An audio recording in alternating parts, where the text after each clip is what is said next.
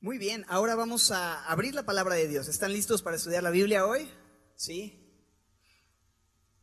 Hay una unción en el calor que estamos viviendo que hará que el texto de hoy penetre en lo profundo de nuestro corazón, estoy seguro. Santiago capítulo 1, acompáñame a Santiago, vamos al capítulo 1 el día de hoy.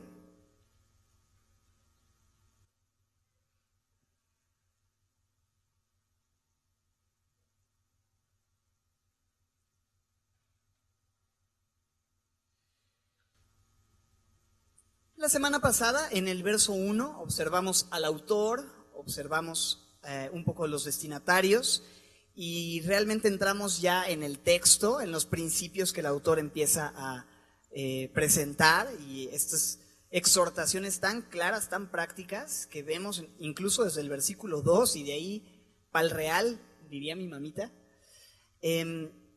Santiago, ¿quién era? El hermano del Señor Jesús, o mejor dicho, el medio hermano del Señor Jesús. Porque eran hijos de la misma mamá, pero no del mismo papá. Jesús, hijo de Dios. Santiago, hijo de José, pero ambos hijos de María. Y este hombre era una persona que no creyó en Jesús durante todo el tiempo que él vivió con él como su hermano, mientras él estuvo vivo, incluso hasta su muerte, sino probablemente hasta su resurrección. La resurrección del Señor Jesús se le aparece a Jacobo, Santiago, San Jacobo, es la misma idea. Santiago es la abreviación de San Jacobo, Santiago. Y se encuentra con Jesús resucitado y dice, ok, él no es mi hermanote nada más. Él es Dios mismo que vino al mundo y se encarnó y él es dueño de mi adoración. Y no solamente puso su fe en él un momento y su vida siguió igual, sino que fue transformada radicalmente, de tal manera que él es usado por Dios para comenzar a servir siendo un pastor muy importante. Él se convirtió en un pastor, de ser un incrédulo a ser un creyente y luego un pastor, y no cualquier pastor, sino Pablo el apóstol lo llama columna, como parte de los líderes de la iglesia primitiva. Una columna, alguien sobre quien se sostenía en mucho la obra de Dios en esa iglesia primitiva. No solamente Jacobo, sino menciona a Cefas, a Pedro, también como estas personas que Dios usó de una forma muy especial. Entonces, él estaba encargado de las iglesias de la región de Jerusalén, que en su mayoría eran iglesias que tenían prácticamente puros judíos, ¿no? Eran judíos cristianos. Y esta es la primera carta que se escribe en el Nuevo Testamento, prácticamente, alrededor del año 45, 50 después de Cristo. Y es una carta, como lo habíamos dicho, que nos presenta realmente la demostración de la fe verdadera. Una fe viva. Si tú tienes tu boletín, ahí hemos puesto en la portada una fe viva. Ese es el título de nuestra serie a través de Santiago, porque lo que hace Santiago es ponerle manos y pies a nuestra fe. Contrastar la fe verdadera con aquella fe que es una fe muerta. ¿Recuerdas? La fe sin obras es muerta. Eso es lo que dice Santiago también en su carta. Y otras frases también bastante fuertes como, muéstrame tu fe sin tus obras y yo te voy a mostrar mi fe por mis obras. La evidencia de mi fe está en aquellas obras que hago no para salvación, sino como demostración de que Dios me ha amado y de que Dios me ha salvado. Jesucristo dijo, si me amas, guarda mis mandamientos. Entonces, esta carta es realmente una tremenda palabra de exhortación para aquellos cristianos que quizá tenemos una fe pasiva, que no estamos respondiendo como debiéramos o quisiéramos al amor de Dios, sino que estamos quizá apáticos a una vida de obediencia a la palabra, a una vida de obediencia a los mandamientos de Dios. Y si nosotros estamos en este punto así como que no se demuestra mucho nuestra fe, estas predicaciones nos van a venir bastante bien. La semana pasada observamos los primeros 4 versos. Otra vez en el verso 1 hablamos del autor, los destinatarios. Y en el verso 2 al 4 se nos fue directo a la yugular. Hermanos míos, tengan por sumo gozo cuando se encuentren en diversas pruebas, sabiendo que la prueba de su fe produce paciencia, mas tenga la paciencia su obra completa, para que sean perfectos y cabales, sin que les falte cosa alguna. Habló acerca de estas pruebas que Dios usa para completar, para madurar nuestra fe, que el mundo muchas veces ve como una maldición, pero para los hijos de Dios, aún las pruebas son una gran bendición porque forjan un carácter como el carácter de Cristo. Me hacen parecerme más a Él y le dan sentido a mi vida de una forma increíble. Entonces, nunca estamos más aferrados que cuando pasamos por tiempos de adversidad y prueba, ¿no es así? Y Dios quiere mostrarnos que Él es todo lo que necesitamos y por eso nos permite a veces las aflicciones, para voltear a Él, para tener una relación más cercana con Él. De todo esto hablamos y algunos otros temas. Si no pudiste escuchar la enseñanza, te recomiendo muchísimo que puedas visitar nuestro canal de YouTube o nuestro canal de Livestream. Sin embargo, hoy vamos a continuar en los versos 5 al 8. Fue muy padre porque el miércoles también el pastor Héctor habló acerca de esto de las pruebas y el tema de su enseñanza fue cuando lo que Dios hace parece no tener sentido, ¿no? Y fue muy de la mano con todo lo que Dios nos habló el domingo pasado. Y hoy es una continuación realmente de este mismo tema de las pruebas, porque creo que no cambia el tema, pareciera que cambia el tema, pero si lo observas bien en el contexto, realmente creo que esto tiene mucho que ver con lo que vimos la semana pasada y es una continuación.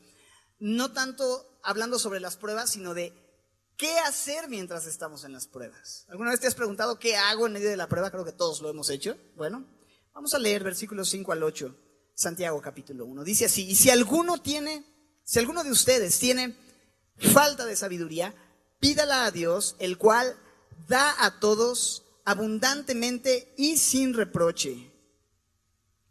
¿Y qué dice? Y le será dada. Pero pida con fe, no dudando nada, porque el que duda es semejante a la onda del mar, que es arrastrada por el viento y echada de una parte a otra.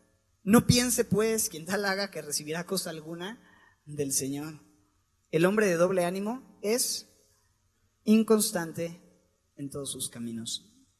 Dios, gracias por textos como este. Gracias por la sencillez y la claridad de tu palabra, Señor. Textos como este se predican solos, una simple lectura bastaría.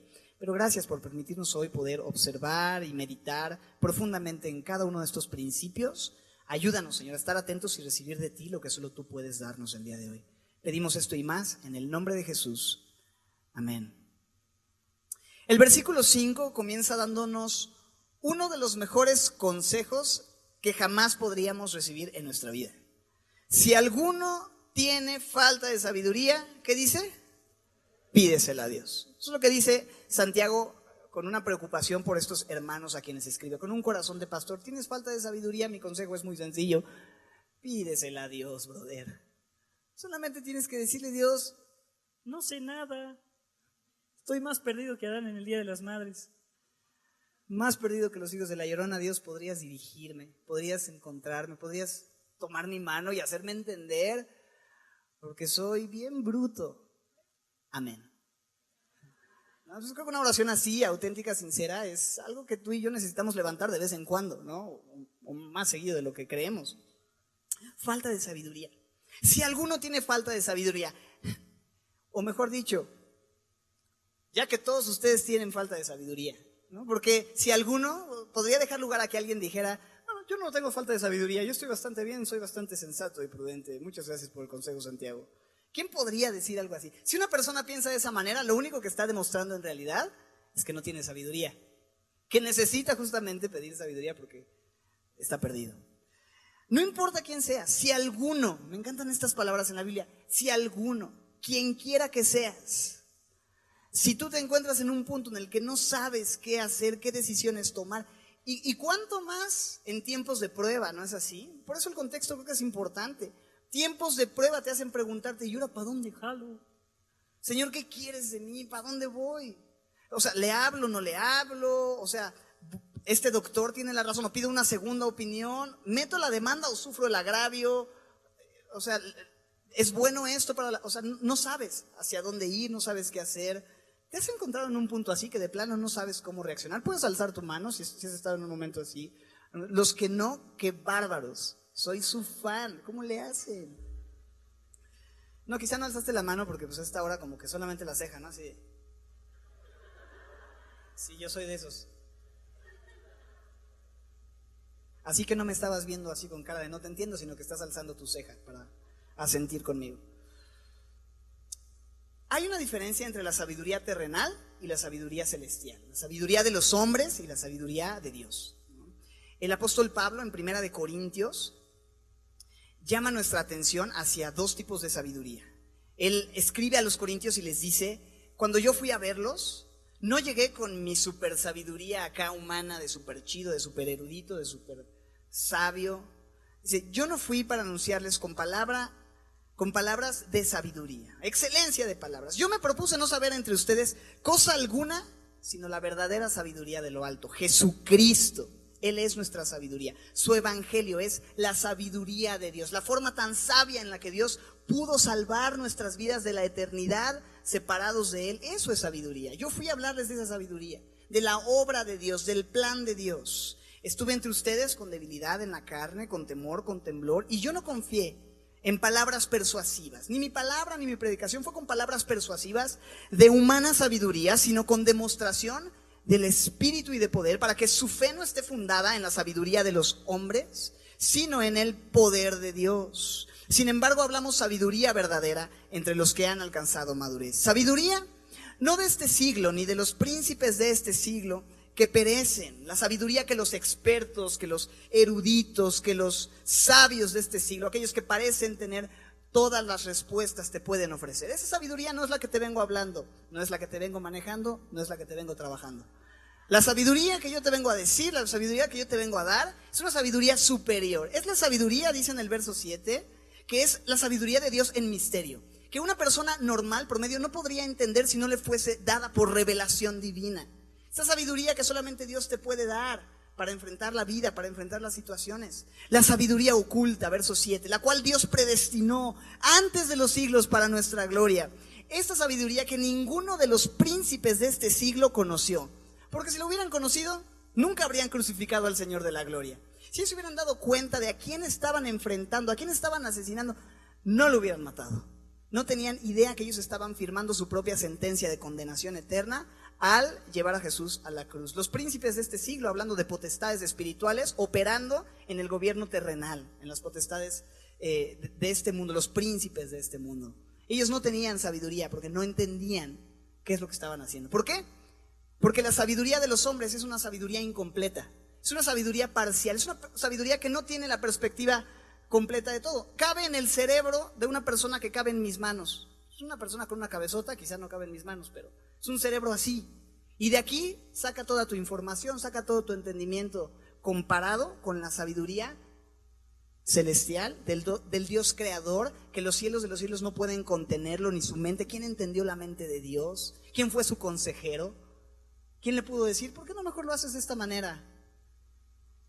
Esa es la sabiduría que está disponible para nosotros, los hijos de Dios. No estamos hablando de sabiduría terrenal, estamos hablando de sabiduría celestial. No estamos hablando de sabiduría de hombres, sino de la sabiduría que viene de lo alto. Es más, la sabiduría de los hombres comienza de la premisa equivocada. Dios no existe. No existe, perdón. No pude ni pronunciarlo. Dios no existe. Salmo 14:1. Dice el necio en su corazón, no hay Dios.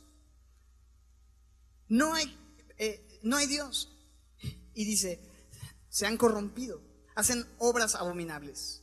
No hay quien haga el bien. Dios miró desde los cielos sobre los hijos de los hombres para ver si había algún entendido, un sabio que reconociera el poder, la magnificencia, el poder de Dios. Todos se desviaron, todos se corrompieron, no hay quien haga lo bueno, ni siquiera uno. Y pregunta el salmista, ¿no tienen discernimiento? ¿No tienen sabiduría? Todos los que hacen iniquidad devoran a mi pueblo como si comiesen pan y al Señor no invocan. Los hombres sin Dios actúan de formas insensatas, necias, porque no reconocen la sabiduría de Dios, sino la de este mundo. Y profesan ser sabios, pero dice Romanos 1:22, profesando ser sabios se hicieron necios.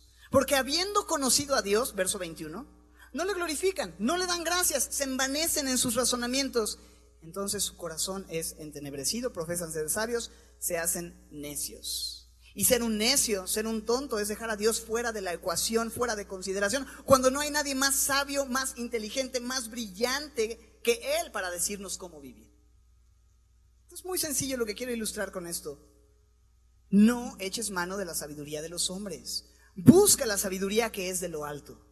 Busca la sabiduría que solamente Dios puede darte. Y Proverbios 3, 5 y 6, los chicos de Navegantes la garantía de la guía o la seguridad de la dirección, para los que somos del Antiguo Testamento, navegantes. Fíate del Señor de todo tu corazón y no te apoyes en tu propia prudencia. Reconócelo en todos tus caminos y Él enderezará tus veredas.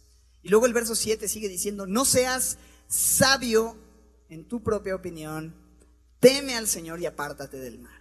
Del mar no, si vives en la costa tienes que irte a vivir a otro lado, ¿no? Apártate del mal. Siempre se me chispotea ahí la lengua. No seas sabio en tu propia opinión. O sea, muchos de nosotros pensamos que nosotros tenemos la respuesta, pero la Biblia dice, mira, mejor ve con el Señor, mejor pregúntale a Él, Él sabe, Él conoce mejor los detalles, Él es de quien tú necesitas recibir sabiduría. Y dice, no seas sabio en tu propia opinión, y no ser sabio es hacer lo que dice en verso 7, teme a Dios y apártate del mal, teme a Dios. ¿Cuál es el principio de la sabiduría, familia? Principio de la sabiduría en Proverbios 1:7, el temor de Jehová. El principio de la sabiduría, dice el autor de Proverbios, es el temor del Señor.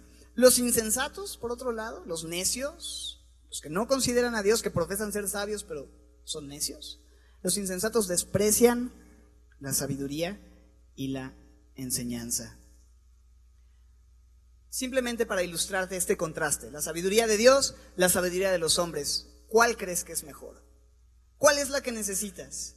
Ok, ya lo entendí. Sin duda la sabiduría de Dios va a ser superior en muchos sentidos a la sabiduría que yo pueda recibir de cualquier persona. La pregunta es, ¿cómo puedo recibir esa sabiduría celestial, esa sabiduría no humana, esa sabiduría que tiene una perspectiva completa, esa sabiduría que, checa lo que dice, es maravilloso, Proverbios 3:15. Ahí mismo en Proverbios, en el capítulo 3, versos 15 al 17.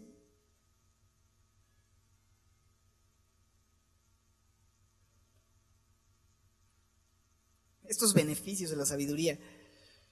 Verso 13, 3:13. Bienaventurado el hombre que halla la sabiduría, que obtiene la inteligencia, porque la ganancia de la sabiduría es mejor que la ganancia de la plata. O sea, el mundo te va a decir, tú necesitas dinero.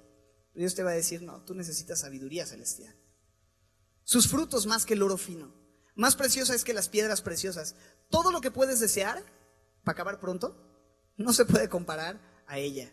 Largura de días está en su mano derecha, en su izquierda riquezas y honra. Sus caminos son caminos deleitosos y todas sus veredas, paz.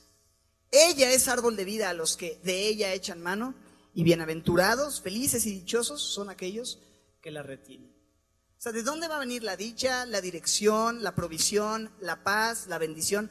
¿De la sabiduría de los hombres o de la sabiduría de Dios? Por supuesto que de la sabiduría bíblica, porque este texto en Proverbios 3:13 no está hablando de la sabiduría humana, sino de la sabiduría de Dios. Así que necesito sabiduría. ¿De dónde va a venir esa sabiduría? ¿A quién le puedo pedir esa sabiduría? Santiago 1:5. Si alguno tiene falta de sabiduría, y de sabiduría de la buena, porque no estamos hablando de la sabiduría chafa. Esa sabiduría chafa la vamos a hablar en el capítulo 3 más adelante. Pero ahorita hablando de la verdadera sabiduría, ¿de dónde viene? Viene de pedírsela. Si alguno tiene falta de sabiduría, ¿qué debe hacer? Pídala. Pídala. Simplemente dile, Dios, necesito tu sabiduría. Y sabes que el simple hecho de pedir, ahora, ¿cómo pedimos? ¿De qué manera vamos a pedir la sabiduría? ¿Cómo puedes pedir? Tienes que entrar a una página de internet, llenar una solicitud, hacer tu pedido, hacer tu envío, depositar en la cuenta de un banco. O sea, ¿cómo le haces? ¿Cómo pides? ¿Cómo pides? En oración, orando, por supuesto. Es muy sencillo el principio. Lo único que tenemos que hacer es orar, pero ¿cuán pocas veces tú y yo echamos mano del recurso glorioso de la oración para recibir la sabiduría que Dios nos quiere dar? Generalmente la oración viene a ser más que nada básicamente nuestro último recurso. Y primero le preguntamos a la comadre, al horóscopo, a la tía, al amigo, al vecino, al pastor. No, joven. Antes que doblar nuestras rodillas y decir, Dios, ¿podrías por favor darme de tu sabiduría? Santiago puede hablar de esto porque a él lo apodaban rodillas de camello. Porque pasaba tanto tiempo, eso es lo que dicta la tradición, que le decían rodillas de camello, porque pasaba tanto tiempo orando que estaba todo lleno de callos, sus rodillas parecían como de camello. Y él oraba y oraba en todo momento, en todo tiempo. Y por eso él dice, mira, tienes que orar. Lo que necesitas es orar. Yo he comprobado en mi vida que si no tengo sabiduría, lo único que tengo que hacer es doblar mis rodillas y pedir a Dios. Es todo lo que tienes que hacer. Reconocer: Dios, mi sabiduría no es suficiente. Eso es temor de Dios. Orar muestra temor de Dios. Y ese es el principio de la sabiduría, el temor de Dios. Orar es decirle: Dios, vengo con reverencia, cierro mis ojos para no distraerme, inclino mi cabeza en una forma de reverencia para decirte: Dios, mi sabiduría no es suficiente. La sabiduría que el mundo ofrece no es suficiente. Vengo en oración a pedir de ti, el único y sabio Dios, entendimiento, dirección y gracia para saber qué hacer. ¿Podrías dármela? Es todo lo que tienes que hacer. Es todo lo que tienes que hacer. Pedirla. Ahí lo dice. Si alguno tiene falta de sabiduría, pídala a Dios. Pero me encanta la segunda parte de este versículo 5, porque me dice la respuesta de este Dios ante las peticiones de sus hijos. Pídela a Dios. ¿Y sabes qué va a hacer Dios? El cual da a todos abundantemente y sin reproche, y le será dada. Punto. ¿Y sabes qué es lo que más me gusta en este verso? Que el verso parece que está hablando solamente de sabiduría, ¿no? Como el cual la da a todos abundantemente y sin reproche, hablando de sabiduría. Eso es lo que dice, el cual la da a todos. Eso dice. Leamos bien. ¿Qué dice? El cual da a todos abundantemente y sin reproche. ¿Está hablando solamente de sabiduría? No, está hablando de todo. Está hablando de este glorioso y hermoso principio bíblico, de esta preciosa virtud de nuestro Dios, de que Él es un Dios dador. Él es un Dios generoso, abundantemente generoso. Dios da a todos. La Biblia está llena de esta idea de Dios dando. Nuestro Dios es un Dios que a manos llenas derrama bendiciones sobre las vidas de sus hijos. Y sabes que no solamente sobre sus hijos. Él hace salir su sol sobre buenos y malos. Da calor a todo hombre. Da salud, da provisión, da bendición sobre justos e injustos. Y si tú haces una búsqueda en la Biblia acerca de este verbo dar en relación con Dios, que Dios dio o Dios ha dado o Dios da, te va a sorprender la cantidad de veces que este verbo se repite, esta idea de generosidad de Dios se repite, pero también te va a bendecir muchísimo ver todo lo que Dios ofrece. Me encanta pensar simplemente en Santiago 1:17. Santiago 1:17 dice que toda buena dádiva, todo don o regalo, dádiva perfecta, provienen de lo alto, del Padre de las luces, en que no hay mudanza ni sombra de variación. O sea, Él ha sido generoso, es generoso y será generoso siempre. No hay mudanza ni sombra de variación. Pablo le dice a Timoteo: dile a la gente rica de la iglesia que no pongan su esperanza en el dinero, porque el dinero es incierto. Que más bien pongan su esperanza en el Dios vivo. ¿Y qué dice el texto? Que nos da todas las cosas. Nos da todas las cosas. ¿Cómo? En abundancia. ¿Para qué? Para que las disfrutemos. Este es el Dios de la Biblia. No solamente sabiduría, sino muchas bendiciones. ¿Cuál es la dádiva más grande que Dios ha dado en la historia? Su Hijo Jesucristo. Porque Juan 3:16 nos dice que de tal manera amó Dios al mundo que ha dado a su único Hijo, Jesucristo, para que todo aquel que en Él cree no se pierda, mas tenga vida eterna. Primera de Juan 5:11-12 nos dice que este es el testimonio, que Dios nos ha dado vida eterna y esta vida está en su Hijo. El que tiene al Hijo tiene la vida, el que no, pues no. El que no tiene al Hijo de Dios, pues no tiene la vida. La mayor dádiva. Imagínate, Dios no dio lo que le sobraba de su Hijo. Él entregó a su Hijo, el único que tenía, y no nada más fue como que, ay, pues tengo que dar algo de mi hijo, pues le voy a cortar las uñitas nada más y las voy a echar así, como que eso es lo que doy de mi hijo. Dios entregó completo a su Hijo. Y el apóstol Pablo, abrumado por esta idea de Dios, entregando a su Hijo completo por nosotros, exclama en Romanos 8:32, el que no escatimó ni a su propio Hijo, sino que lo entregó, lo dio por todos nosotros. Luego pregunta, ¿cómo no nos dará también con Él todas las cosas? Y en todas las cosas, ¿crees que está incluida sabiduría? Claro que está incluida sabiduría. Si Dios ya te dio a su Hijo, ¿No crees que la sabiduría es ya lo de menos? Es como si alguien te regala un carro y tú le dices, wow, está increíble el carro, oye, pero también me gustó el llavero, ¿me lo regalas? Es como, pues el llavero viene con el carro, es lo de menos, ya te di el carro. Esa es la idea. Dios nos da todas las cosas, incluye la sabiduría. O sea, nosotros ni siquiera sabíamos que necesitábamos un Salvador y Él lo dio. ¿Cuánto más nosotros, sabiendo que necesitamos sabiduría, podemos recibir de Dios esta sabiduría generosamente? Entonces me encanta que diga, Dios da a todos, da sabiduría, da bendición, da gracia a los humildes, da paz en medio de la aflicción, da todo lo que necesitas. ¿Y lo hace de qué manera? Es un Dios generoso que da. Primeramente dice, el cual da ¿a quién? ¿A algunos? A todos. Dios no hace acepción de personas. No importa quién seas, no importa cuánto tiempo tengas en Cristo, si eres muy nuevo en la fe o si tienes muchos años, va a haber un momento en el que vas a necesitar sabiduría y sin importar tu estatus, tu kilometraje espiritual, Dios quiere darte y te va a dar sabiduría. Aunque no sientas que lo mereces, porque a veces pasa eso. Es que yo no me acerco a Dios para pedirle porque siento que no me lo he ganado. ¿Y de cuándo acá se supone que te debes ganar la bendición de Dios? No es algo que te ganas.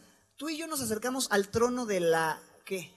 Gracia. ¿Y qué es gracia? Un regalo inmerecido. Dios nos da este regalo inmerecido. Dios nos da bendiciones inmerecidas. Dios nos da sabiduría, aunque no lo merecemos. No te acercas al trono de las obras. Pues bueno, tráeme tu historial bien llenito. Buenas obras. ¿Cuántas viejitas ayudaste a cruzar la calle? ¿Le cediste lugar a la hermana que no tenía lugar el domingo porque estaba llena la iglesia? ¿No te peleaste con tu esposo esta semana? ¿Cuidaste bien de tus hijos? Ok, entonces te voy a dar la sabiduría que necesitas. No, es ciertamente tú y yo no merecemos nada de la mano de Dios, pero Él generosamente nos bendice. Y eso es un regalo, porque ese es el Dios que tenemos. Él da a todos. Y no solamente da a todos, sino que lo hace de una forma particular. ¿Cómo da? Parte 1. Da a todos, ¿cómo dice? Abundantemente, en abundancia. Como un río que se desborda. A manos abiertas. Dios no te va a dar un poquito de sabiduría. O sea, del griego un chorro, un montón, un buen, ya no cabe más. Va a llenar tu cuenta de sabiduría. Ese es el tipo de sabiduría que vas a ver. No es tantita nada más, es mucha. ¿Cómo da? Abundantemente. ¿Y cómo da? Parte 2. ¿Qué dice ahí? Sin reproche. Y esto me encanta, porque Él no es como muchos de nosotros con nuestros chiquillos que de repente llegan y, ¿me ayudas? ¿Me explicas? ¿Me enseñas? ¿Otra vez? Ya van 100 veces que te lo repito, ¿no? Decía un amigo cuando alguien venía y le pedía un favor o algo, y ya era la tercera o cuarta, decía, otro dolor. Decía, oye, otro dolor, ¿no? Dios nunca te va a voltear a ver así. O reprochándote. Ahora sí vienes, ¿no, papito? Ya que te falló la comadre, ya que te fallaron los cuates, ahora sí vienes, pues fíjate que ahora no, papi. ¿Cómo ves? ¿Tú crees que Dios va a hacer eso? ¿No? Porque si fueras un poquito más entendido, no hubieras venido antes. Si leyeras la Biblia, si te congregaras suficiente. ¿Te imaginas a Dios? Dios sin reproche te va a decir, ven. No te va a decir, oye, pero hace 15 minutos que me pediste sabiduría. ¿Otra vez? ¿Cuántas veces te tengo que dar sabiduría al día, brother? Gracias a Dios diciéndote, brother, para empezar por ahí. Ese no es Dios. Ese no es Dios. Dios da a todos, ¿cómo?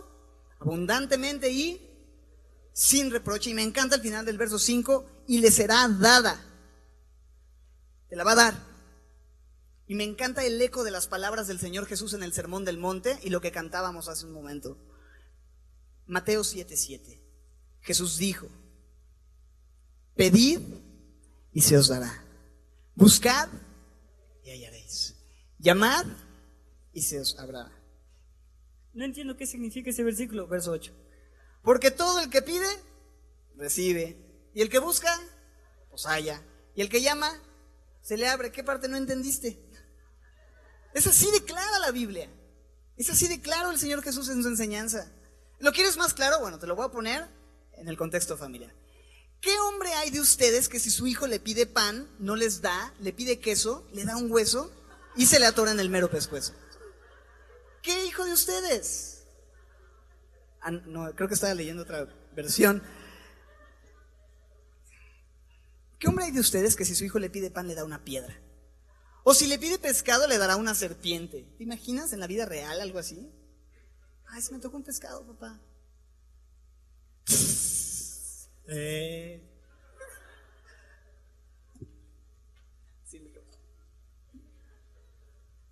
Si ustedes, siendo malos, saben dar buenas dádivas a sus hijos, ¿cuánto más su Padre que está en los cielos dará buenas cosas a los que ¿qué? Le pidan? ¿Te quedó claro? Así el Señor explica la Biblia. Pide. ¿Pero cómo pido, Señor? Te voy a explicar cómo pedir. Verso 6, Santiago 1, verso 6, siguiente verso. Entonces, si alguno tiene falta de sabiduría, pídala a Dios, el cual da a todos abundantemente y sin reproche, y le será dada. ¿Pero cómo pido, Señor? Okay. Pero pida, ¿qué dice? Con fe. ¿Pero cómo es con fe? ¿Qué dice ahí? No dudando nada. Ay, ¿pero por qué, Señor? Ok, verso 6. Porque el que duda es semejante a la onda del mar. ¿La onda del mar qué, Señor?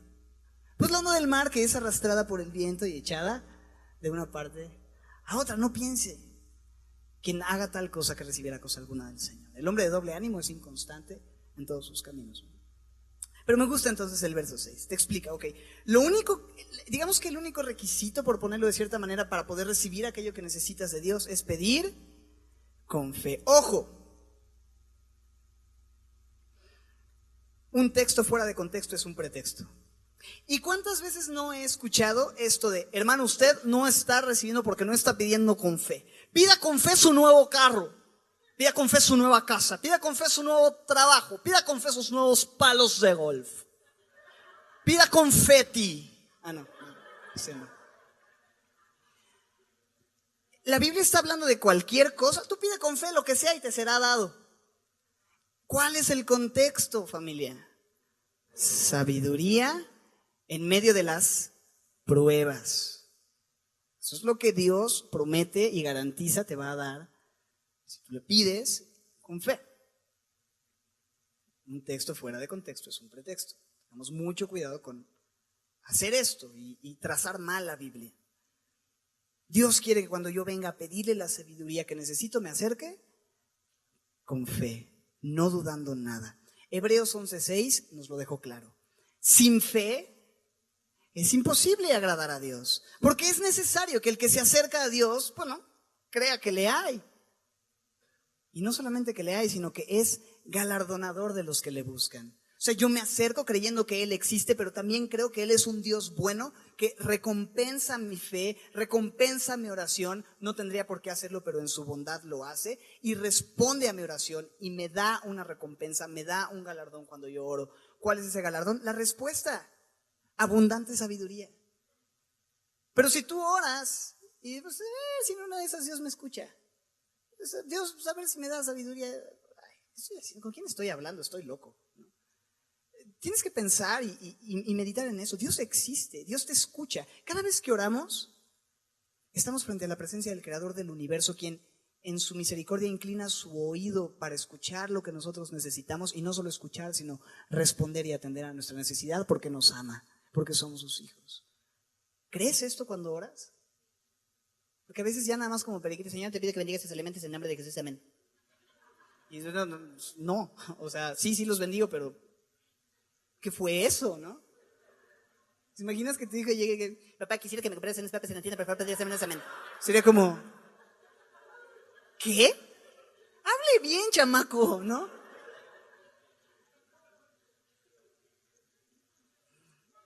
Tampoco me imagino, oh sí, padre mío, te declaro que me compras unas papas en la tienda, oh sí. Sería como, me gustaba más tu primer versión. Luego ya la mezcla entre dos. Oh sí, padre mío, te pido que por favor veas unas papas en la tienda. Ya es la mezcla y es así como, ¿qué es eso? Simplemente acércate, habla con papá, pídele lo que necesitas, hazlo con fe, Él te escucha, Él es real. Y no dudes. Porque el que duda es semejante, verso 6, semejante a la onda del mar. Pues qué mala onda, ¿no? semejante a la onda del mar, arrastrada por el viento, echada de una parte a otra. Esta persona que duda, o sea, sí voy a orar y sí le voy a pedir a Dios, pero pues también creo que necesito, o sea, sé que tengo que abrir Génesis, pero también quiero abrir Géminis. Y estás escuchando varias voces y llevado por el consejo de varias cosas, y un día estás en la iglesia y en consejería y el siguiente en el psicólogo, y de repente es Madame Mim, y luego la pata de conejo y el niño Fidencio y la mano pachona, y eres llevado por cualquier viento de doctrina. Y dice, el hombre de doble ánimo es inconstante en todos sus caminos. El que tiene su corazón dividido y un día está con las cosas de Dios, pero al siguiente día está con las cosas del mundo. Un día el consejo de una persona madura, otro día el consejo de la comadre tiene experiencia en esto del matrimonio, tiene 5 matrimonios, ¿no? Ella puede darme algún buen consejo. Y el que tiene ahora, pues no es su esposo, pero ya Jesús tratará con ella.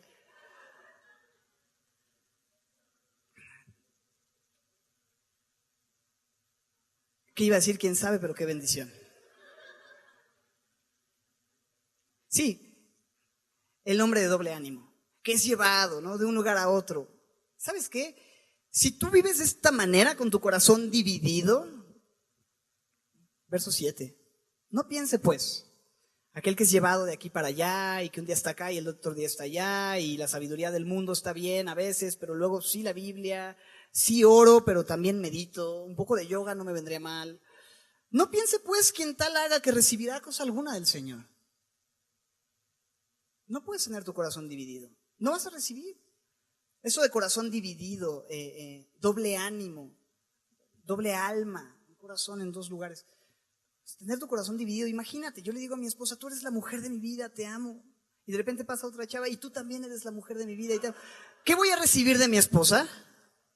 Nada, cachetadas probablemente nomás. No puedes estar así.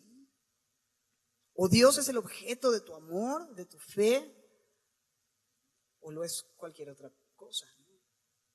No podemos vivir de esta manera, una dicotomía. Y Santiago nos está confrontando. Con mucho amor nos aconseja, pide sabiduría, pero pide con fe.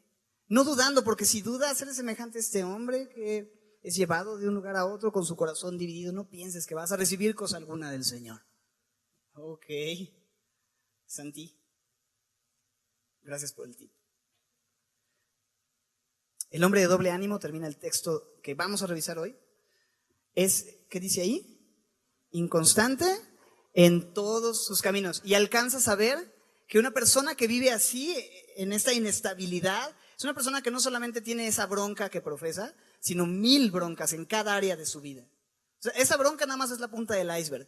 Pero cuando vas revisando, en su matrimonio trae inconstancia terrible, en su economía, en las cuestiones de la iglesia, en las cuestiones de Dios con sus hijos, y vas revisando y hay una inconstancia tremenda. Todo porque está escuchando las voces incorrectas. Todo porque está acudiendo a la fuente de sabiduría equivocada. Mi pregunta sencillamente es esta. ¿A quién le estás pidiendo dirección? ¿A quién le estás pidiendo? ¿Qué voz estás escuchando? Porque el día de hoy hay 800,000 voces a nuestro alrededor, ciertamente, en internet, y todo el mundo está publicando algo y aventando un tweet, y un blog, y en la televisión, en las noticias y canales, y cada vez las compañías de cable te ofrecen más y más canales para escuchar más y más voces, y todo el mundo tiene una opinión, y de repente son tantas cosas, y escuchamos y atendemos, y no, pues es que yo estoy viviendo mi vida de esta manera, porque en el canal 1823 escuché que deberíamos de hacerlo así. No le digas no a tus hijos jamás, no le digas no a tus hijos jamás. Es como, ¿qué? ¿Por qué? ¡No! Eso no es lo que dice la Biblia. No es lo que dice la Biblia. La Biblia dice no. Muchas veces. Y qué bueno que lo dice, porque si no, imagínate, bro. ¿Qué voces estás escuchando? El hombre de doble ánimo es inconstante en todos sus caminos. Terminaba de estudiar y decía, ok, no tengo una conclusión. Y me decía mi suegro, pues pide sabiduría. Y yo le decía, sí va. Y después pensé y dije, creo que la mejor forma de terminar una enseñanza acerca de pedir sabiduría es haciendo ¿qué? pidiendo sabiduría. Sería muy absurdo, ¿no? Toda la enseñanza, la sabiduría, lo que tienes que hacer, no dudes, eres semejante a la onda del mar, y terminar, y bueno, pues Dios los bendiga, y nos vamos, ¿no? Creo que lo que tenemos que hacer es obedecer, no solamente ser oidores olvidadizos, sino hacedores de la obra, y venir hoy. ¿Alguien en este lugar necesita sabiduría esta semana? Alza tu mano, y los que no, denos consejo. Pues entonces, ¿por qué no nos ponemos de pie? Venimos a Dios y pedimos con fe. No nada más vamos a orar con fe, no dudando en nada. Vamos a creer que Dios nos va a permitir salir de este lugar equipados con abundante sabiduría en nuestra mochila para poder poner por obra aquello que Él quiere que hagamos esta semana y por delante. ¿Oramos? ¿Me acompañan? Señor, esta oración no soy solo yo levantando mi oración, es toda tu iglesia hoy acercándonos a ti, al trono de la gracia y al único y sabio Dios, el único que puede darnos la sabiduría que necesitamos. Ese es el Dios al que nos acercamos el día de hoy. Y venimos, Señor, con fe, creyendo que existes, creyendo que eres galardonador de los que te buscan, creyendo, Señor, que tú inclinas tu oído para escuchar esta oración, creyendo que vamos a recibir de ti aquello que hemos de pedir. Y pedimos conforme a tu voluntad sabiduría, porque tu palabra nos enseña que si alguno tiene falta de sabiduría, la puede pedir a ti. Reconocemos la falta de sabiduría que ha habido en nuestras vidas. Reconocemos que hemos puesto nuestra fe en lugares equivocados y hemos acudido a fuentes equivocadas y hemos escuchado las voces equivocadas. Perdónanos, Señor. Ten misericordia y recíbenos ahora, Señor, delante de tu trono para ser equipados con aquello que solo tú puedes darnos, la sabiduría de lo alto, la sabiduría que es pura, pacífica, esa sabiduría que solo tú puedes dar. Hoy venimos, Señor, creyendo que recibimos. Hoy venimos con un corazón humilde ante ti, no declarando ni decretando nada, sino en humildad, pidiendo con un corazón abierto, con una gran necesidad, pero también con fe que tú mismo nos has regalado. Aquí está tu iglesia, Señor, respondiendo a tu palabra, pidiéndote sabiduría. Dánosla, Señor, te lo pedimos. Obedecemos a tu palabra el día de hoy y disfrutamos las bendiciones que obedecer a tu palabra tiene como consecuencia. Hoy venimos, Señor, tocamos a tu puerta, esperamos que nos abras, Señor.